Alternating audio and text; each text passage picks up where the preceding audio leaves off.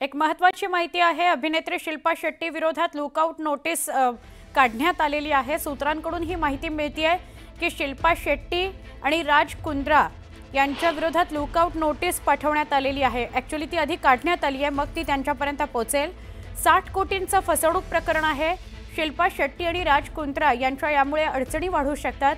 Lookout circular जारी करण्यात आलेला आहे। 14 ऑगस्टला मुंबई पोलिसांच्या आर्थिक गुन्हे शाखेने शिल्पा शेट्टी आणि राज कुंद्रा यांच्या विरोधात 60,48,00,000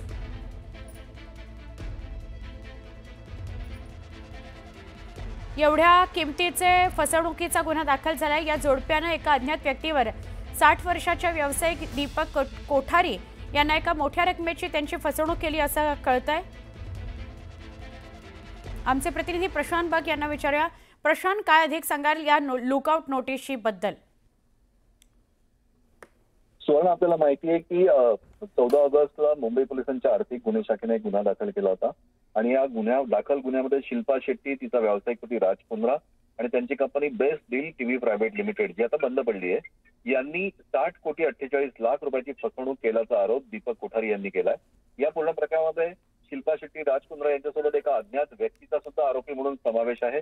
शिल्पा शेट्टी आणि राज कुंद्रा सातत्यानं वेगवेगळ्या कामानिमित्तानं परदेशात जात असतात। आणखी या प्रकरणाचा तपास होणं महत्वाचं आहे आणि या फसवणूक प्रकरणामध्ये शिल्पा शेट्टीची भूमिका, कारण ची बंद पडलेली company Best Deal TV Private limited याच्यात शिल्पा शेट्टी सुद्धा डायरेक्टर आहे आणि या पैशांचं ट्रान्झॅक्शन वैयक्तिक गोष्टींसाठी झालंय आणि याचमुळे तिला कुठेही परदेशात जाता येऊ नये, या प्रकरणाचा तपास करता यावा म्हणून लुकआउट नोटीस जारी केली आणि हे सगळ्यात महत्वाचा निर्णय आपल्याला म्हणता येईल।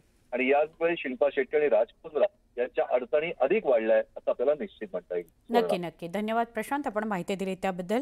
शिल्पा शेट्टी आणि राज कुंद्रा यांना 60,48,00,000 रुपयाच्या फसवणुकी संदर्भात लुकआउट नोटीस जारी करण्यात आलेली आहे।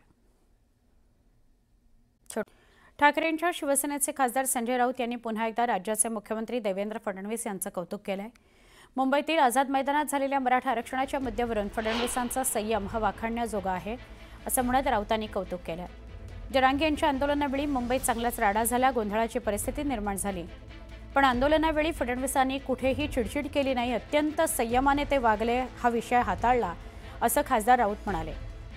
यापूर्वीही राऊतांनी फडणवीसांचं कौतुक केलेलं आहे। फडणवीसांच्या तटस्थ भूमिकेचं, संयमी भूमिकेचं राऊतांनी पुन्हा एकदा कौतुक केलं।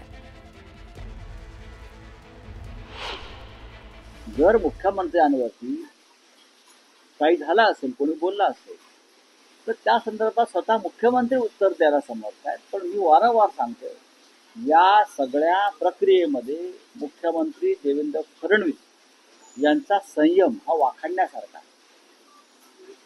त्यांनी कुठे चिडचिड केली नाही, कुठे आदळापट केली नाही। अनेक गोष्टी एक तटस्थपणे पाहताना मला असं वाटलं की अत्यंत संयमाने त्यांनी हा सगळा विषय हाताळला आणि त्यासाठी ते कौतुकास पात्र आहे। सामनाला देवेंद्र फडणवीसजीचं कौतुक करण्याकरता थोडा वेळ लागला। यापूर्वीच त्यांनी देवेंद्रजीच्या अनेक निर्णयाचं कौतुक करायला पाहिजे होतं, पण ठीक आहे, मी सामना आणि संपादकाचे आभार मानतो।